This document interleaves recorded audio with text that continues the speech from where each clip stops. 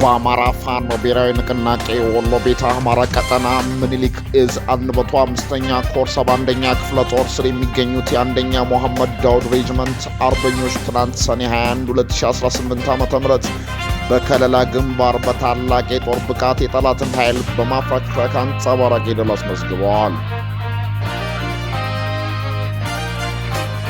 የአማራ ፋኖ ብሔራዊ ንቅናቄ ወሎ ቤተ አማራ ምኒልክ እዝ የ102ኛ ኮር የሞርተር 120 እና ሞርተር 82 ሚሜ ሰልጣኞችን በደማቅ ሁኔታ አስመረቀ።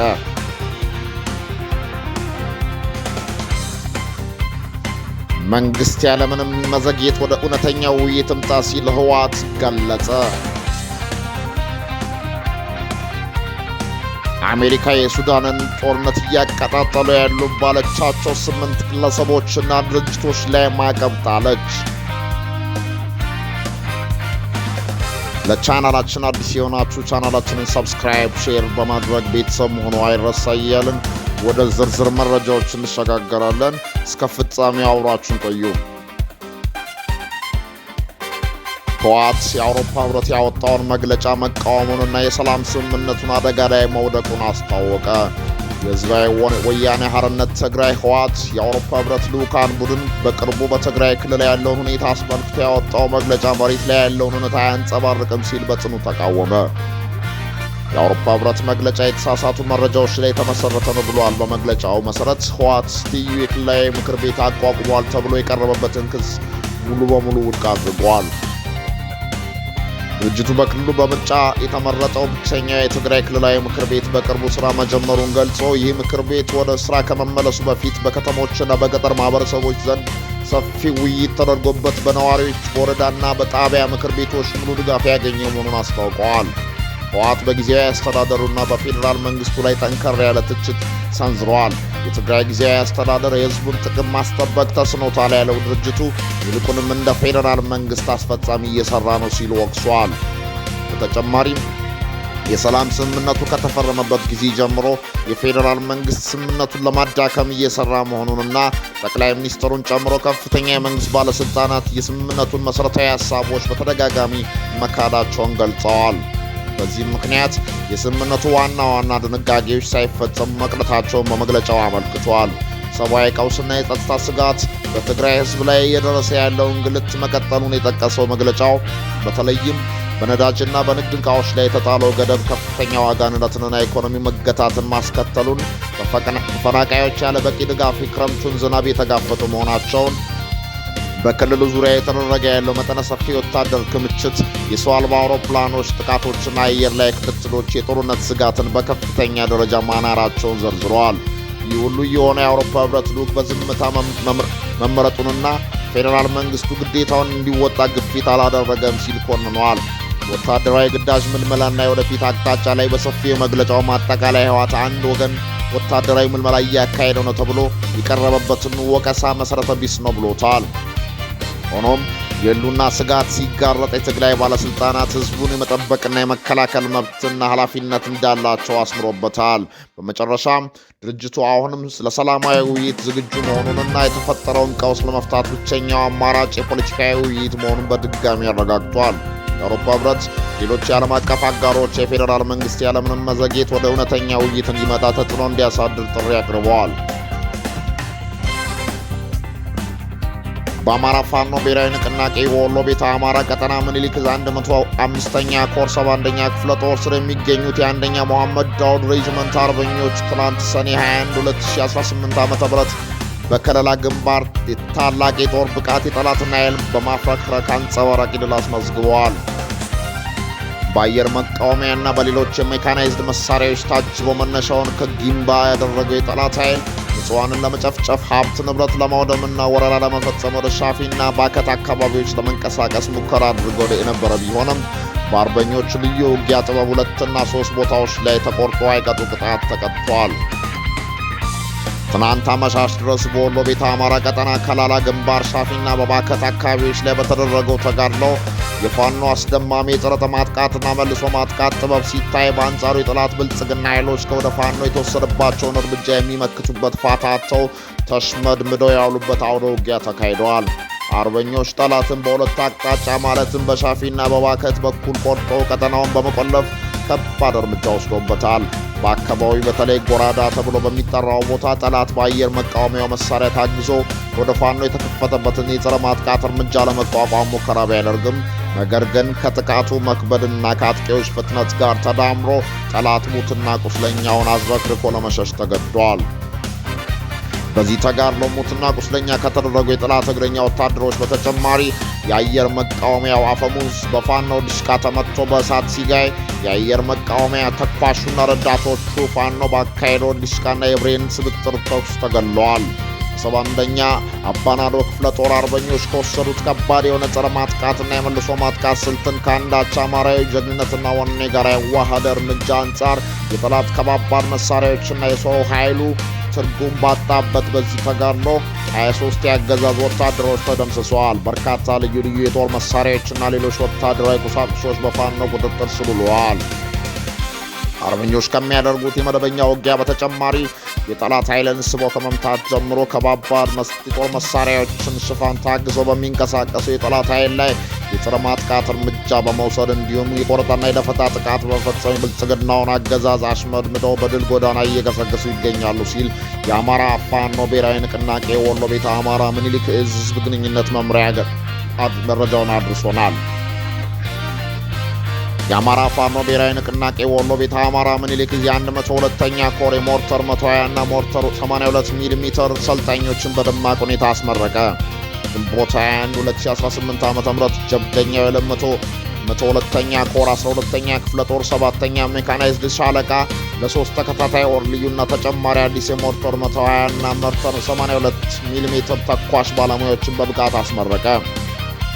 ጀብደኛ የ102ኛ ኮር ከዚህ በፊት በሁሉም ክፍለ ጦሮች ብቁ የሆኑ የሞርተር ተኳሾችንና የተዋጊ መሐንዲሶችን በማሰልጠን ለሌሎች ምኒልክ ዕዝ ኮሮች ጥሩ ተሞክሮ መተግበሪያ ማዕከል እንደሚሆን ተስፋ የጣለበት መሆኑ ይታወቃል።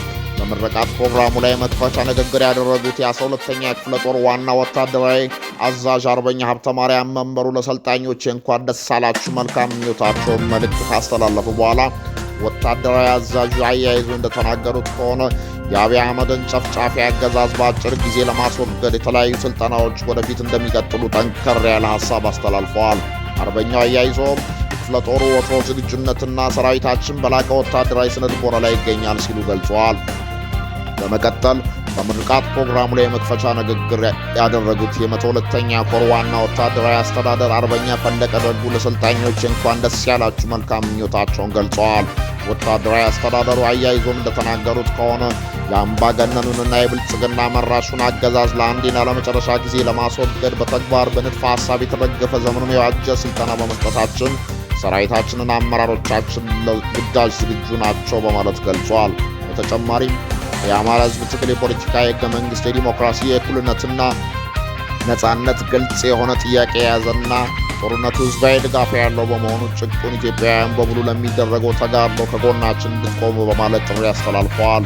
እንዲሁም የ102ኛ ኮር ስልጠና መምሪያ ኃላፊ መቶ አለቃ ሲሳይ መንግስቴና የኮሩ ምክትል የስልጠና መምሪያ ኃላፊ ሻለቃ ቢሆን አከለ እንደተናገሩት ከሆነ የአማራ ህዝብ ትግል ከነፍስ ወከፍ መሳሪያ ወደ ቴክኖሎጂ መሳሪያዎች በመጠቀም የሽግግር ጊዜ ላይ በመሆኑ በከፍተኛ ደረጃ አዳዲስ የተግባርና የንድፈ ሐሳብ ስልጠናዎችን በመስጠት ላይ እንገኛለን ሲሉ ገልጸዋል።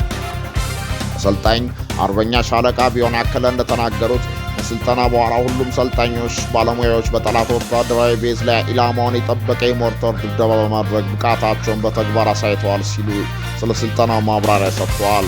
በዚህም ስልጠና ተሳታፊ የነበረችውና ከፍተኛ ውጤት በማምጣት ኮከብ ሰልጣኝና ተሸላሚ ለመሆን የበቃችው ፋኒት ሳምራዊት አለማየሁ ተገኝበታለች። ሰልጣኛዋ እንደተናገረችው የ12ኛ ክፍለ ጦር የሜካናይዝድ አባል ሆኜ በመመረቄ በታማኝነትና በቁርጠኝነት የአማራን ሕዝብ ለማገልገል መስዋዕትነት ለመክፈል ደስተኛ ነኝ ስትል ገልጻለች። በመጨረሻም የ102ኛ ኮር ምክትል ስልጠና መምሪያ ኃላፊ አርበኛ ሻለቃ ቢሆን አከለ የሞርተር 120 እና የሞርተር 82 ሚሜ ኮከብ አሰልጣኝ በመሆን የምስጋናና የእውቅና ምስክር ወረቀት በሽልማት ተሰጥቶታል። መዳረሻው ድልና ነጻነት የሆነ የአማራ ሕዝብ የህልውና ተጋድሎ ተጠናክሮ ይቀጥላል ሲል የአማራ ፋኖ ብሔራዊ ንቅናቄ ወሎ ቤተ አማራ ምኒልክ ዕዝ የ102ኛ ኮር የህዝብ ግንኙነት መምሪያ መረጃውን ልኮናል።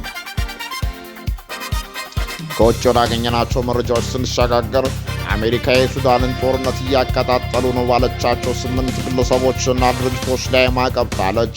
የአሜሪካ ግምጃ ቤት የውጭ ሀብት ቁጥጥር ቢሮ ባወጣው መግለጫ በሱዳን መንግስትና በተፈጥሮ ደራሽ ኃይሉ መካከል የተካሄደ ባለው ጦርነት የማቀጣጠል ሚና የተጫወቱ ባሉ ግለሰቦችና ድርጅቶች ላይ ማዕቀብ መጣሉን አስታውቋል።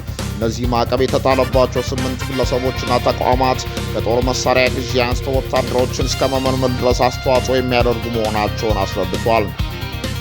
በሱዳን ያለው ጦርነት በዓለማችን ላይ እጅግ አስከፊ የሆነ ሰብአዊ ቀውስ መፍጠሩን የጠቀሰው መግለጫው እንዲሁም በቀጠናው አለመረጋጋት እንዲከሰት ከማድረጉም በላይ አሸባሪ ቡድኖች እንዲስፋፉ በማድረግ የአሜሪካ ደህንነትና ጥቅም ላይ ስጋት ማሳደሩን ገልጿል።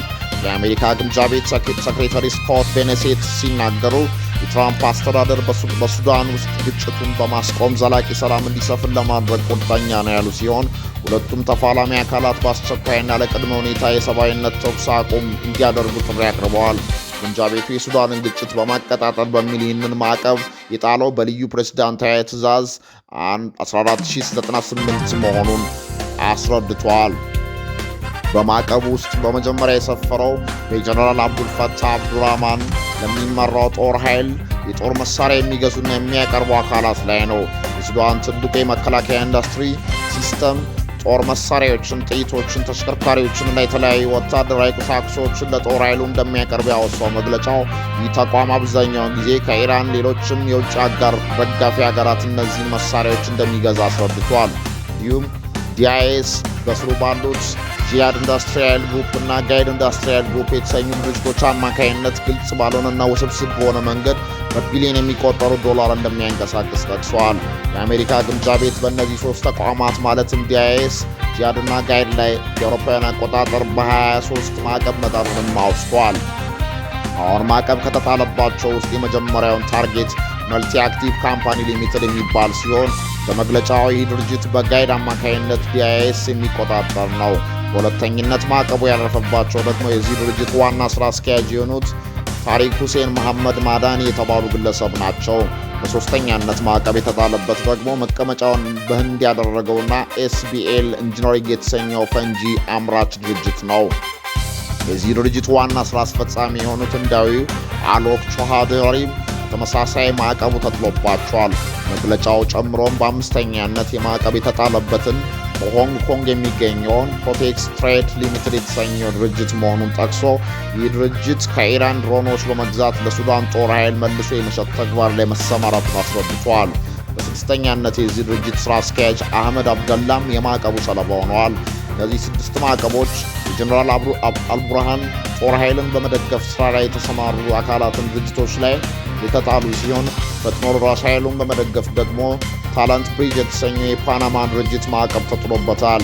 ይህ ድርጅት የቀድሞ የኮሎምቢያ ጦር ኃይልን አባላትን በመመልመል የፈጥኖ ደራሽ ኃይሉ በተዋጊነት በማስቀጠር ክስ ቀርቦበታል። እንዲሁም ፍሮንት ካምፓኒ የተሰኘው ድርጅት አመራሮች የሆኑት የፓናማ ዜጎችም ከዚህ ጋር በተያያዘ ማዕቀብ እንደተጣለባቸው መግለጫው አስታውቀዋል። ለዛሬ ያዝናቸው መረጃዎችን የሚመስሉ ነበር። አብራችሁ ስለነበራችሁ እናመሰግናለን። መልካም ጊዜ፣ መልካም ቆይታ። ቻናላችንን ሰብስክራይብ ማድረግ እንዳይረሳ።